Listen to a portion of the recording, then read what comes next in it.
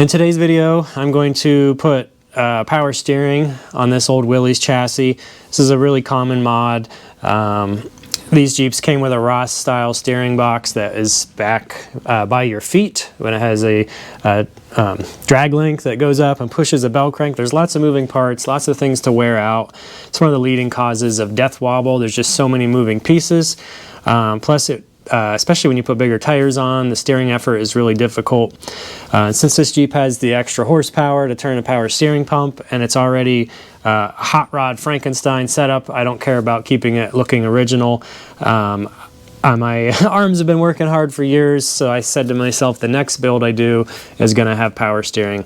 So this isn't how you should necessarily do it, it's just how I'm doing it, and I'm going to bring you along and show you what I do.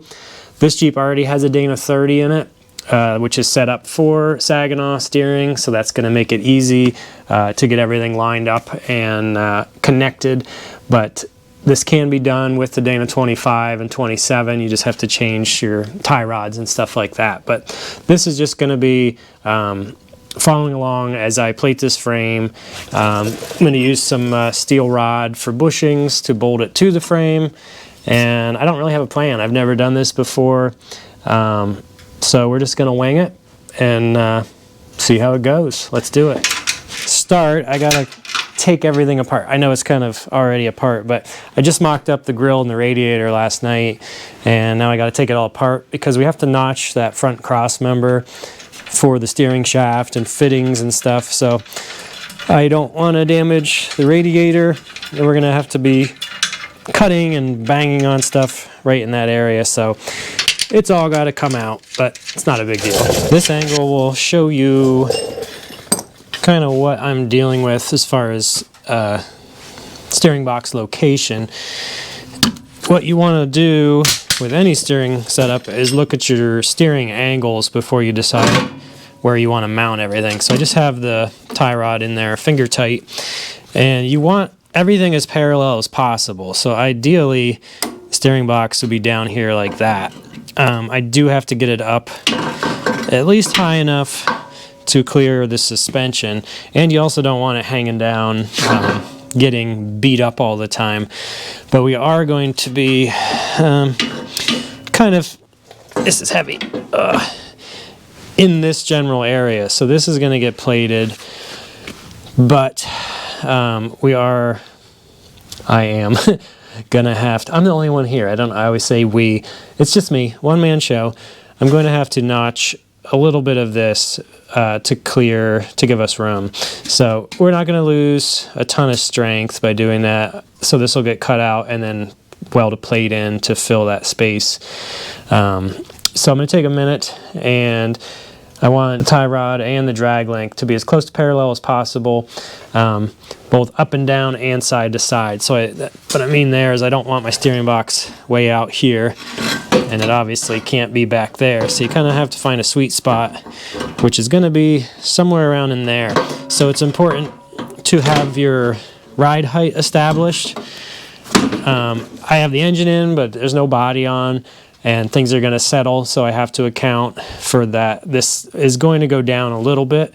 I could add some weight to it, or just a guess. But we have to get the ride height figured out, make sure the wheels are straight, make sure the steering box is centered, and then plate and cut. So the first thing I'm going to do is get out the plasma cutter and the grinder and clearance this cross member. I'm going to start cutting this cross member with the plasma cutter, and there's going to be a fire. There's going to be smoke. Stay calm. This cross member is full of a mouse nest. There's mice junk in it. So we're just going to let it burn, and I'll keep an eye on it. It's not going to start the engine on fire. It's going to stay inside here, but it's going to be a smoky, disgusting disaster. So might as well get it over with.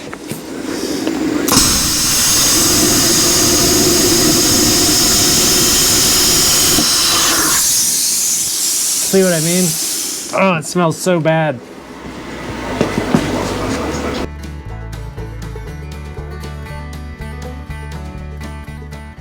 I got the frame prepped to start plating it, got everything cut out. with the plasma cutter, that mouse nest you saw and all that smoke was the most horrific smelling thing ever. I went in for a lunch break after, and my wife was like, she wouldn't even let me get near her. There were no hello kisses from her. She said my beard smells like, you know, burning rats, I guess. So probably in the next episode, I may have this beard completely gone, because she said I washed it like 3 times and she still wouldn't even get near me. So it really does smell bad. But let me show you what we're working with here. Here's the current status. So I am boxing this front part in. You can see here where I cut it out. A lot of people do a circular cut and put a piece of pipe in there. You can definitely do that. I'm going to kind of shape a piece to put in here, and then depending on, probably once my steering box and everything is in there, I'll probably put maybe a removable plate across the bottom with some bolts. Get this clamped up, prepped, and I'm just going to tack everything in place. I'm not going to fully weld it all, and then we'll get into getting ready to mount the box.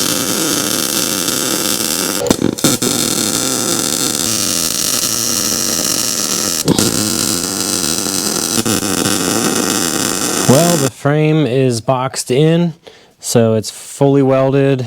I plated the inside of the cross member, and you know, I made my plate goes all the way back behind the cross member on the other side, so this really should be pretty strong. Now we're going to get the steering box in place, exactly where it's going to be, mark some things on the frame, and kind of get ready to, we're going to drill this, put some spacers on it, and just kind of see how it all plays out, and then add our heavier 1/4 inch plates to just kind of stiffen up the entire mounting area. Here's a better view, so you can see this is the plate I added. It comes back to almost to the motor mount, the original motor mount, so about 3 inches behind the cross member. And then here's the plate to kind of fill the big hole that I made, and that's going to give us just enough clearance to allow that joint to pass through there. I did smooth out. I normally don't like to grind off my welds. I made sure I had really good penetration here, and I smoothed out this one because we're going to have some things mounted on here and a plate up against this side, but I didn't smooth off the weld across the bottom because it'll be stronger that way and nobody's going to see it anyway. The plate is welded in and the steering box is ready to mount. So there's a lot of different ways you can do this, and I've seen every swap I see is different, but this is what I came up with.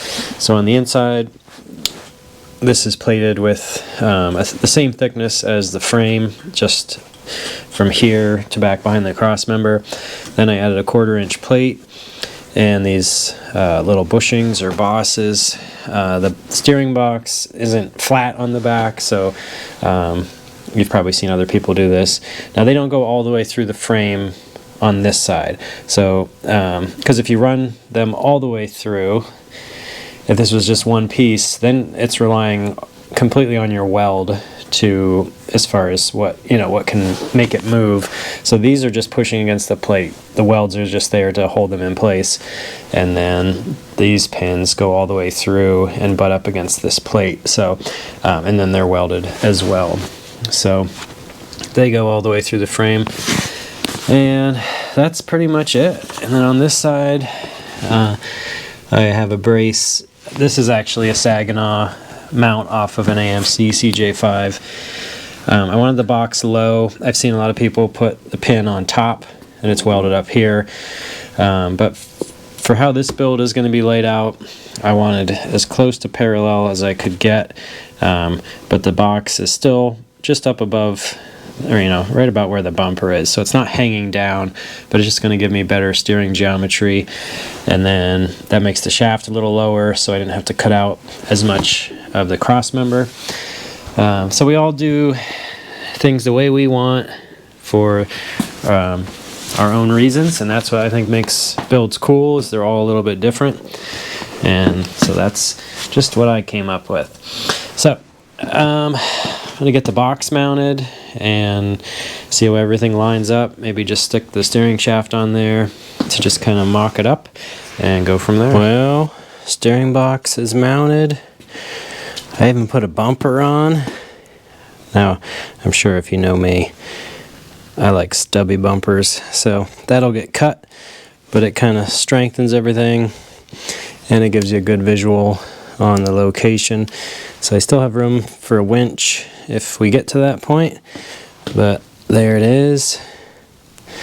So what I was talking about earlier with keeping the tie rod and drag link parallel, I think you can see that pretty well there. Then down from this angle you can see that my pitman arm raises the drag link just a tiny bit, so it's almost perfectly parallel and flat, which will give it the best handling. You know, limit bump steer. I don't think death wobble will be an issue now. As far as the steering shaft goes, right now this is just a factory AMC shaft that has just the kind of chintzy stamped U-joint, and then it has the cup with little square cogs down on that end, which is, they're not great. But if I mock it up with this, they make a lot of kits that are just off-the-shelf items that replace that with better quality parts.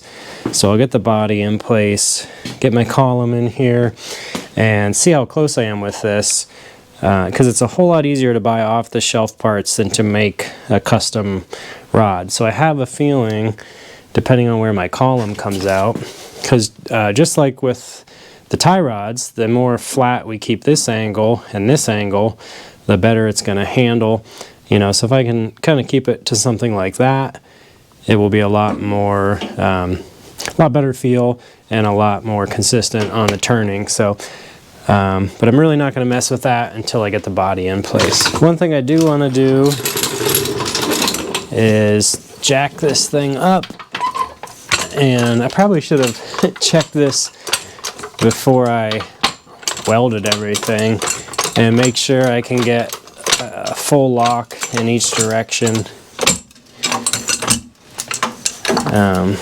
Just because this axle wasn't designed for this Jeep, and the frame width, I think it should be close. This is a bumper off of a AMC Cj5, and the holes were off by about 1 inch. So let's crank some things and see what happens. So I have the Cj5 steering shaft hooked up, and that's one thing I like about the Dana 30. Look at that steering angle. That's so much better than a Dana 25.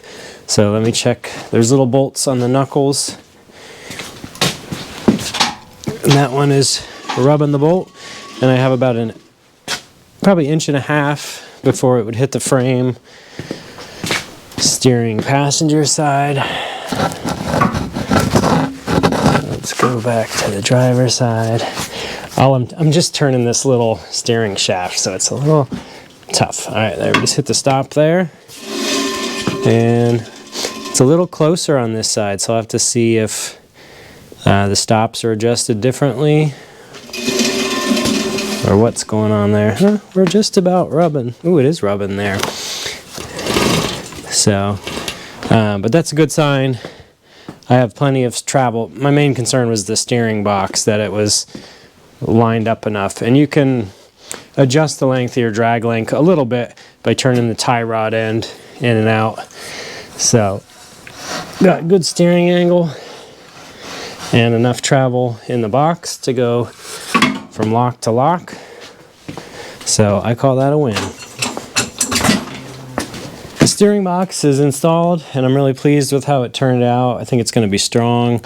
I'm excited to see how it handles. I am curious to see if I like it so much that I might do it to some of my other Jeeps, because that's actually a modification that I've said I'll never do to a Willys, because I just don't really feel they need power steering. I get around just fine without it.